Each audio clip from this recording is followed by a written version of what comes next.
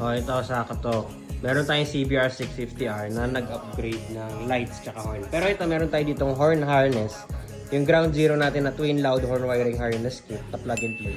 So, pakita ko kung paano natin i-install to sa kahit anong motor, no? So, let's go. Orange wire, positive. Black wire, negative. Dalawang nakasplit. Tig-isa yung dalawang horn natin. Tapos itong brown and green, yung dating stock horn terminal, which is ito. Yan. So, ayan. Hindi pa lang syempre maayos ang pagkakalatag. For the sake lang na mapakita sa inyo. So, batteries, check. Connected na. Positive, negative. Alright. Tapos, stock horn triggers, connected na rin. Alright. Tapos, tig-isang horn, connected na. Ito yung isa. And then, ayun yung isa.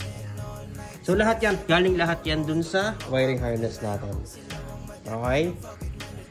Ayan, sige. Pakita ko sa inyo. Ganun na. Tutunog na yan. Tutunog na yan ng naka-loud horn. Ayan, no? Lagay ko sa comment section and dyan sa yellow basket yung mga links kung saan nyo pwedeng ma-check out yung harness tsaka yung mga horns natin. Okay? Maraming salamat po.